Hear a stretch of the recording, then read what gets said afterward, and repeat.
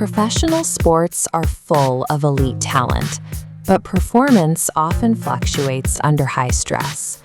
There is a specific, rarer category of athlete who manages to sharpen their execution as the stakes increase.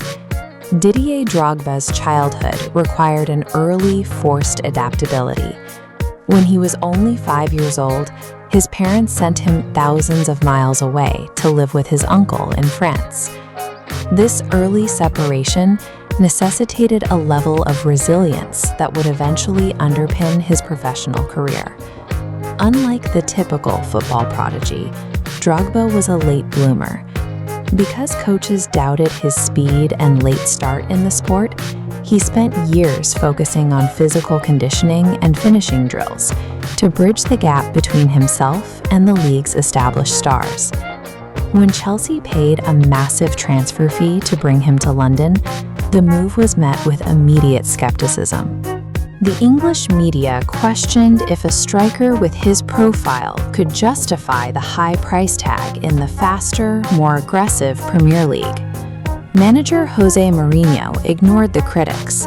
He specifically wanted a physical leader who could act as a warrior for his squad, placing the burden of proof directly on Drogba's ability to adapt.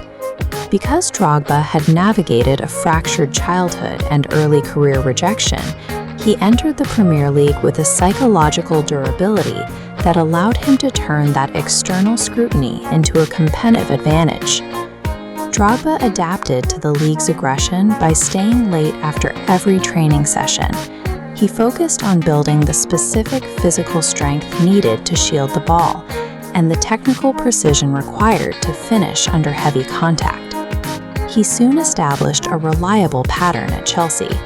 Whenever the club reached a cup final, Drogba was almost certain to score, earning a reputation for being most dangerous when the trophy was on the line. That reputation faced its ultimate test in 2008. Chelsea met Manchester United in the Champions League final, the highest stakes match available in club football. However, the match ended in personal failure. After receiving a late red card, Drogba was forced to watch from the sidelines as Chelsea lost the final in a penalty shootout. For a player whose identity was built on delivering in the final minutes, watching a defeat from the sidelines was a significant psychological burden.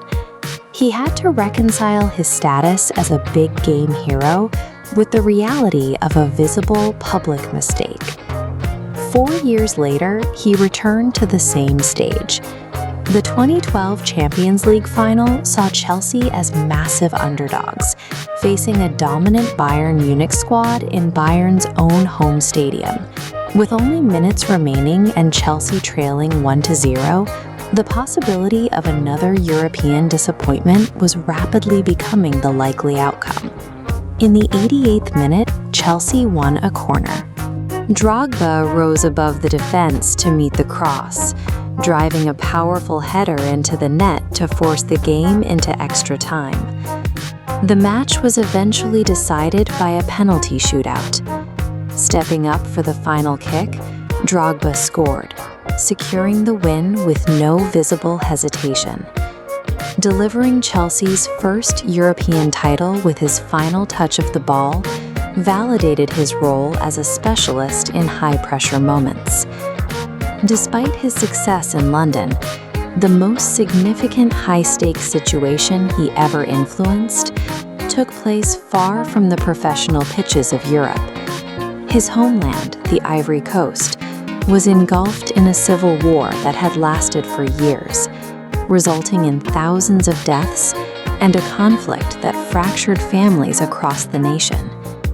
Violence had become the daily reality for millions. The country was split between government and rebel forces, with no clear path toward a resolution. In 2005, the Ivory Coast national team provided a rare point of common interest by qualifying for their first ever FIFA World Cup. This qualification meant that for a brief window, a warring nation was united in watching the same group of men represent their country on the world stage. Drogba recognized the symbolic weight of the moment. Instead of focusing solely on the sports victory, he took a television microphone into the locker room. He dropped to his knees alongside his teammates and spoke directly to the cameras, pleading with the warring factions to lay down their weapons and forgive one another.